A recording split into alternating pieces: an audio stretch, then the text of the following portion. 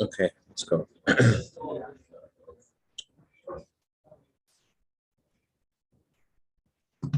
Chaim, Chaim, Rav.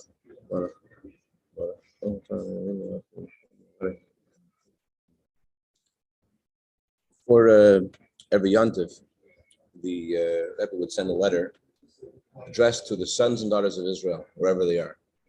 It's a very unique thing in history. The who in history sent a letter to all the Jewish people. And this letter we learned today was a part of a series of letters that Rebbe sent in 1986, before Pesach, and it's very apropos in general. Apropos, it's very characteristic of the Rebbe to send a letter to all the Jewish people because the Rebbe is the leader of the Jewish people. But I think also, particularly in regards to Passover, in regards to Pesach specifically, I think there's a. I was listening today to a talk of Rabbi Khan, who was Rebbe's choser. Rabbi Khan would memorize all the Rebbe's talks and he would write them down and transcribe them. He was a chief scribe. So he was talking about the 11th of Nisan and the role of the Rebbe. He said something very interesting. He said that before the Jewish people left Egypt, so in order to be able to leave Egypt, they had to do two things.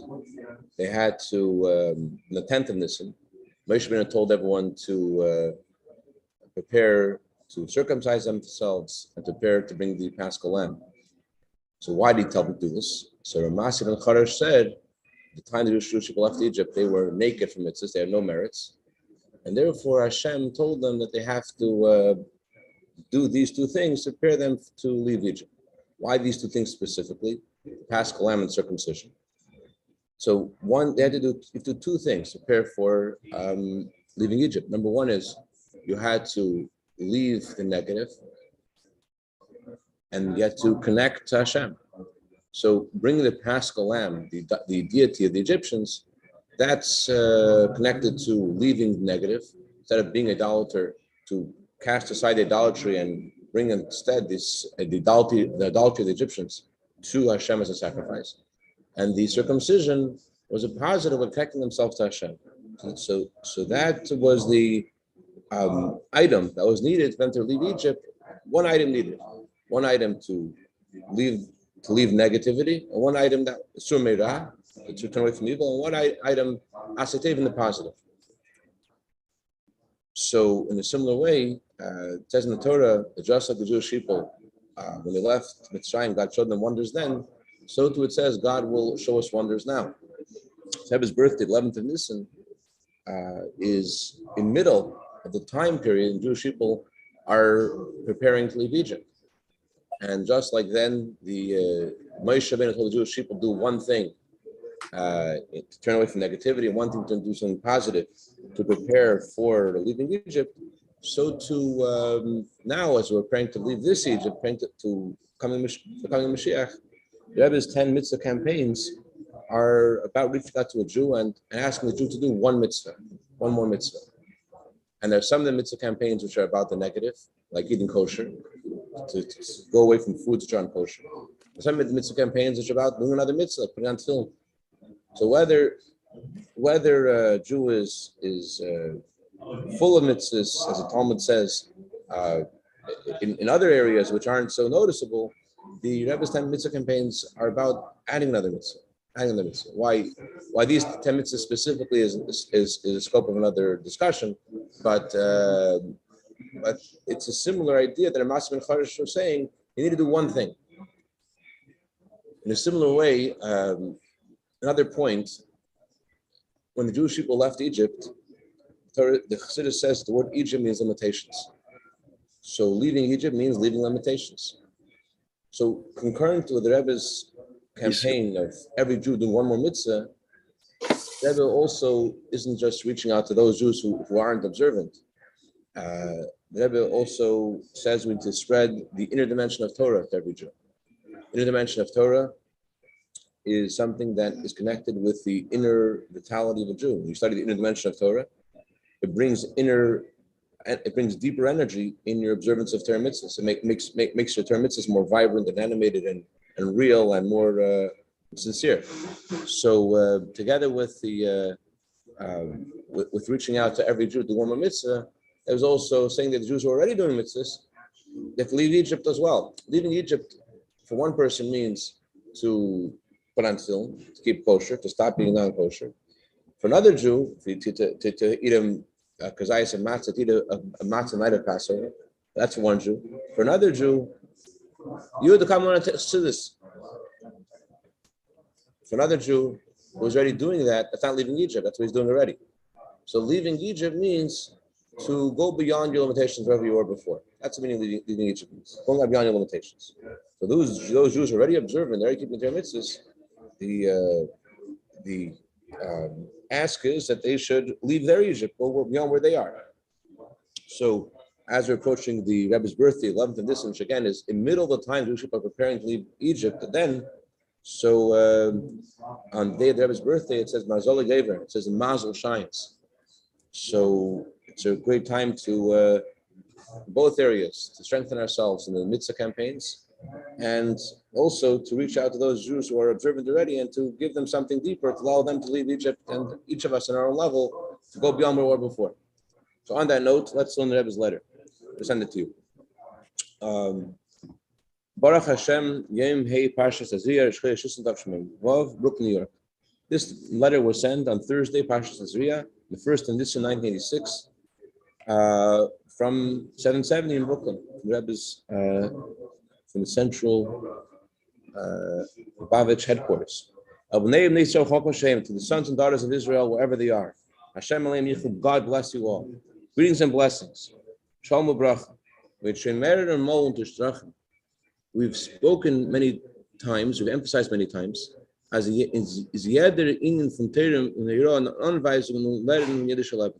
every matter in the Torah, the word Torah means instruction, is an instruction in the lesson in Jewish life. Especially if we're talking about a general concept or a general mitzvah, more all-encompassing mitzvah.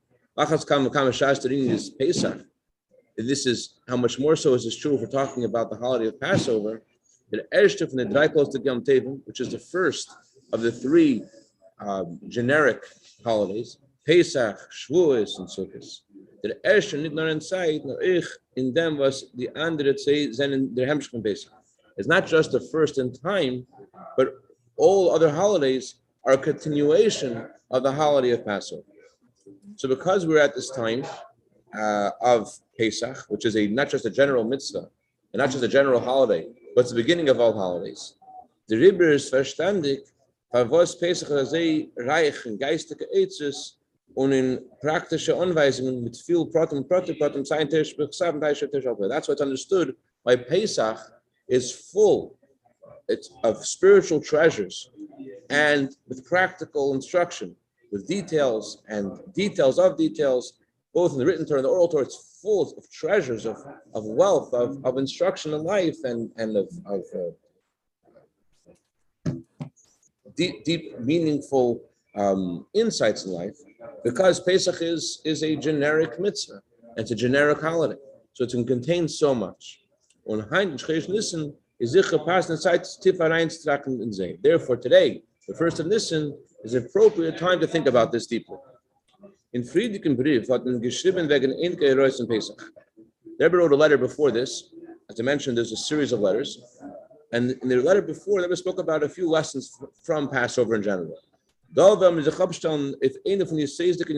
In this letter, we're going to focus on one of the fundamental ideas of Passover.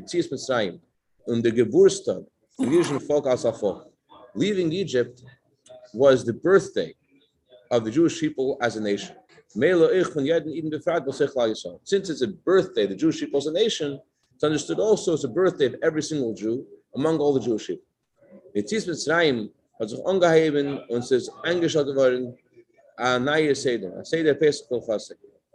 the Jewish people left Egypt, they started doing something brand new.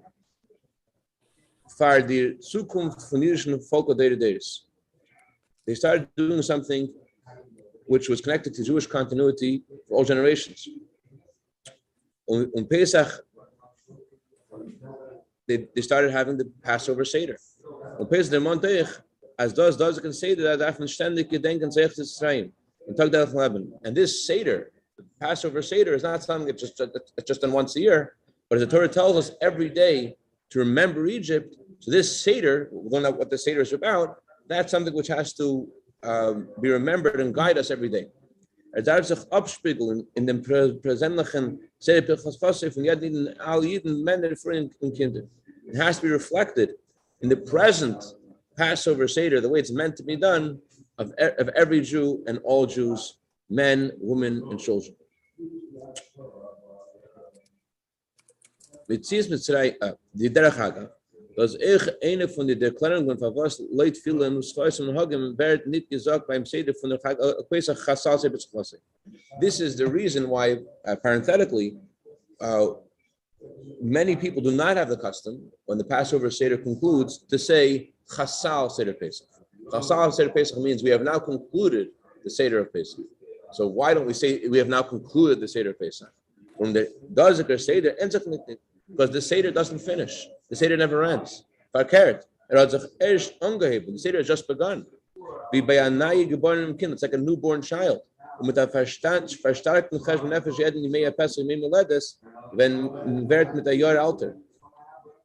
And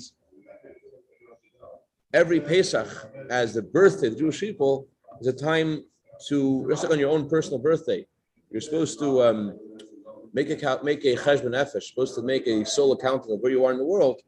So Pesach, which is the birthday of Jewish people, it's when we've just been born, and our birth is associated with a strengthening of thinking about what we're doing in this world. So as we become a year older, next page, the Jewish people left Egypt with a frenzied haste. As the Torah says, we left Egypt in a frenzy. Even before, the Torah says when you eat the Paschal lamb, to eat it in a frenzied haste. But even before that frenzied haste, there was already an idea of frenzied haste. Die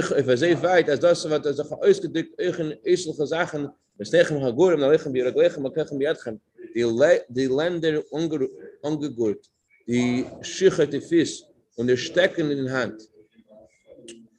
Before approaching the actual consumption, actual eating the Paschal lamb, the preparations for this, you could already see the frenzied haste. As the Torah says, you should put on your belts, you should have your shoes on your feet, you should have your walking stick in your hand. Und der Geposen der Jiden is gewendet zusammen mit der Geposen von Mitzvah, together with the Jewish people being in this frenzied state of getting everything ready to go, with their suitcases, with their belts on, with their shoes on, with their walking staff in hand. The Egyptians also.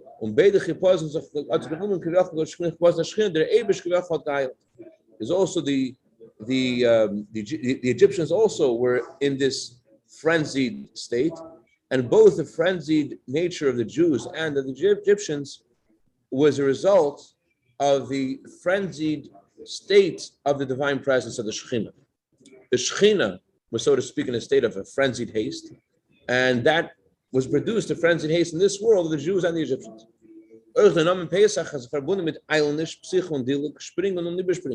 The name Passover, Pesach, is connected with alacrity and speed and a frenzied haste, running, as the name Pesach means to jump and to skip. So on the one hand, we have this idea of frenzied haste, but together with that point is it Tzisa and Geven b'yad Rama, Agula b'derech nigla alei melch machmot baruch hu b'chide v'atzmei go'olam. And it's unplugged if the Yidden, der Kennigin, der Eibishter, gebencht is allein und hat sich ausgelöst. Agula Shlema und gleich noch Baruch Ham sind Geven die Anania Kovid und mir ist nicht gelaufen. But together with this frenzied haste, the redemption itself was with Biyad Rama. Biyad Rama means with pride. Literally means with your hand up high, but it means with absolute freedom. So what happened was the King of all kings, God himself, revealed himself in his glory to the Jewish people. And the redemption was complete, total.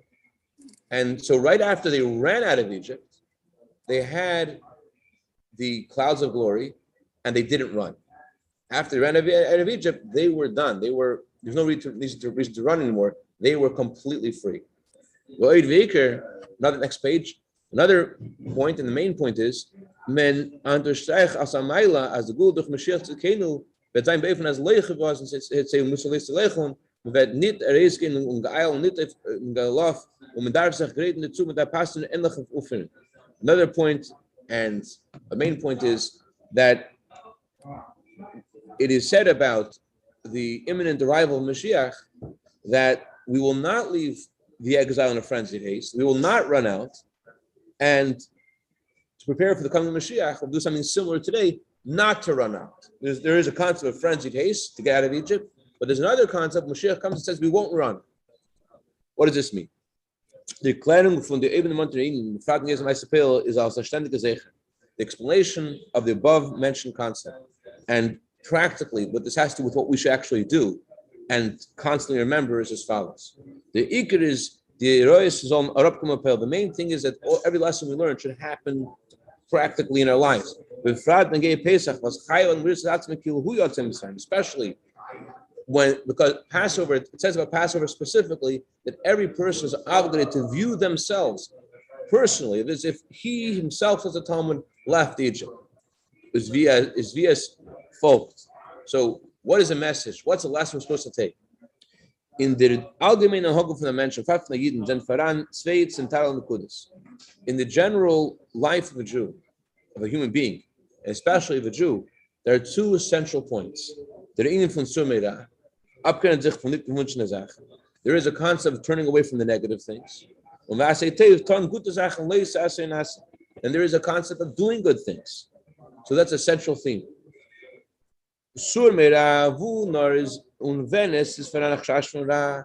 Wherever and whenever there is some worry of evil, immediately turn away from it.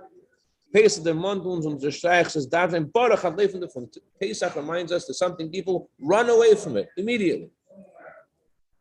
B'shas, I don't have any proof for this. I don't remember who told this to me, but I heard that the Rebbe was somehow involved with the campaign of say no and go and tell someone you trust. About the campaign they made in the 80s about going away from drugs. Or that language had something to do with, I don't know if that's true or not true, but it sounds very very similar to this. There's evil, just go away from it immediately. B'shas die Yidden und Mitzrayim haben der Grech die Madrege befragt durch der Achilles HaPesach wo von Masechem Chagurim Nalechem Naglechem Nalkechem Yadchem zu verstehen, wie niedrig der Rat von Mitzrayim ist, sein Gebirgen geworden. Es ist gekommen, die erste Möglichkeit zu entleifen von dort, haben sie sich nicht genug damit, was Pari hat sie getrieben, sie sind gelaufen noch mit mehr Impet zu entleifen, was schneller. When the Jews in Egypt reach such a level, especially they reach this level by eating the Paschal lamb, and they ate the Paschal lamb again with their belts on, with their shoes on, with their staff in hand, and they reached a level of understanding how low the evil of Egypt was. When they realized that, they were born, and the first opportunity that they had to leave. So, in addition to the fact that the Pharaoh was chasing them out, they left a lot faster than he was pushing them to leave. When they realized what the evil of Egypt was about, they had a much more of a push to leave Egypt and to go faster than he was pushing them. That's on the one hand. Zusammen mit der next page from the two from Biad Rama und allen Yonim Fa'asetev. That together with this, there was the idea of Biad Rama, again, the proud and total freedom they experienced, which in all matters of doing good. So in addition to running away from Egypt, there was this idea of freedom and embracing all good things. And that's the point of leaving Egypt. The Jew has to live every single day befreien sich von dem Rav von Maaseh Etzrayim, und von geistigen Golos. We have to leave the evil of the deeds of the Egyptians and from the spiritual exile.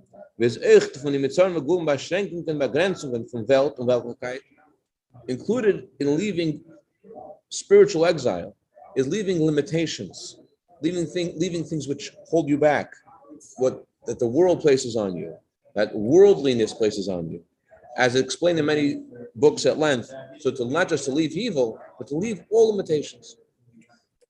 This is the difference between the redemption from Egypt and the redemption that God will give us in the future with the coming of Mashiach. Even though the Torah says that God will take you out of this exile and show you wonders the same way He took you out of Egypt, just like the days you left Egypt, God says, I will show you wonders. However, it says about this redemption, we will not go out in frenzied haste, we will not run away. Why? Since when Mashiach will come, the verse will be fulfilled. The verse that says, I will remove impurity from the world. There are guys from the air, the spirit of impurity I will remove from the world. We won't need to turn away from evil. We're only going to be involved in doing good.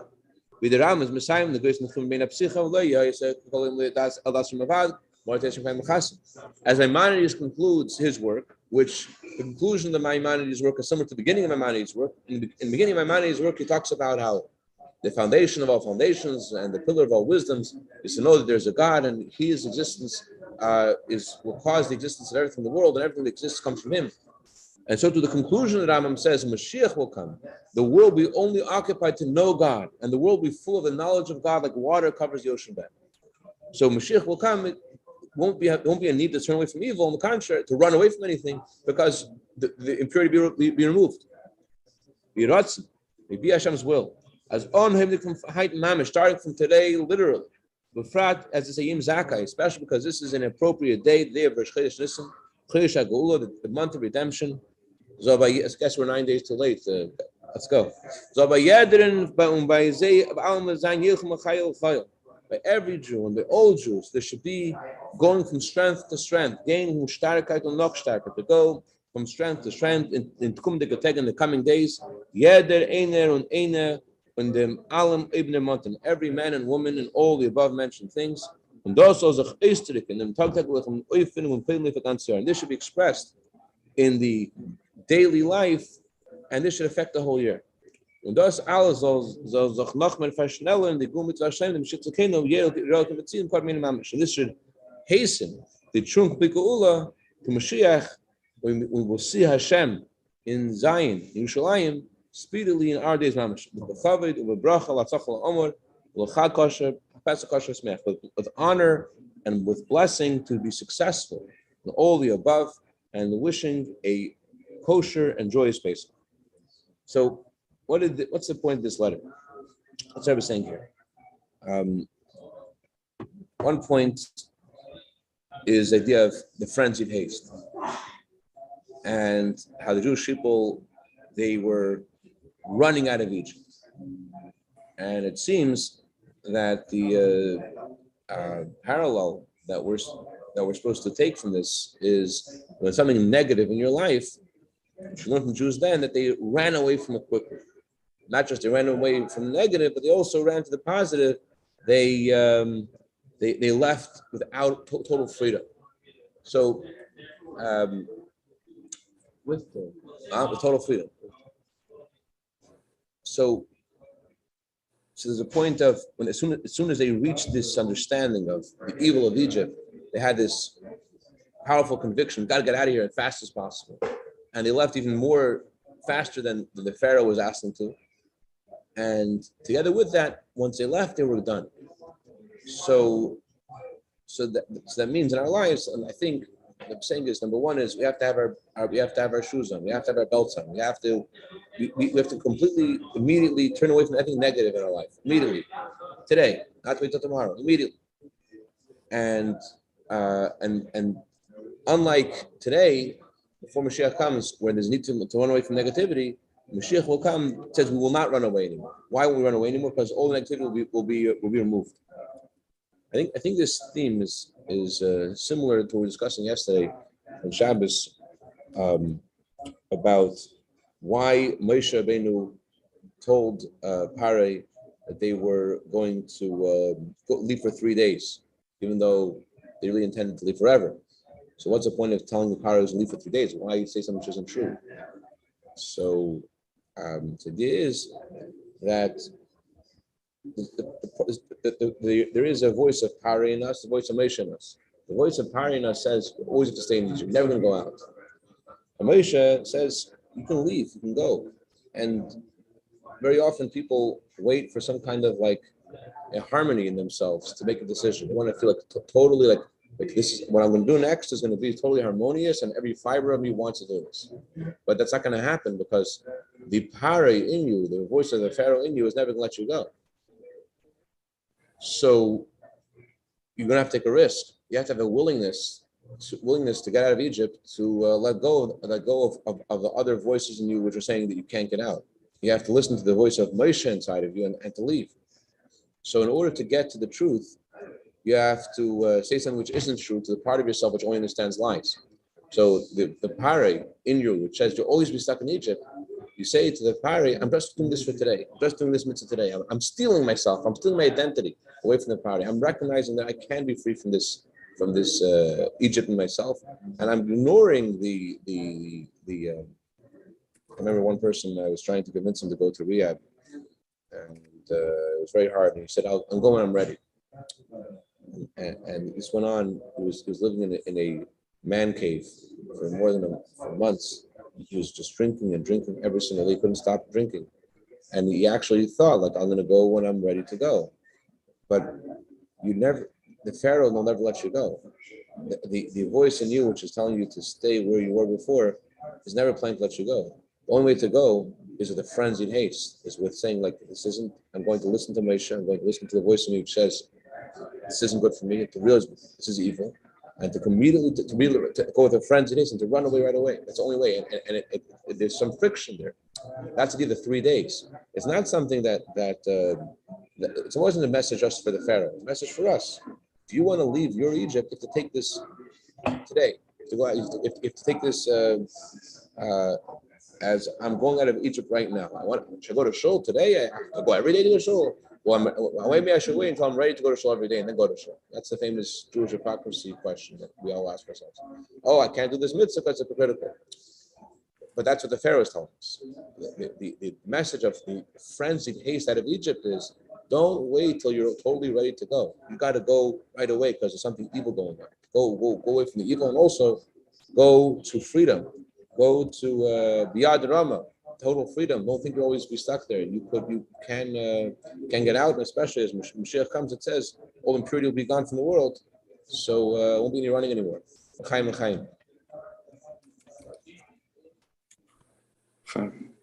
Any questions, comments? All right.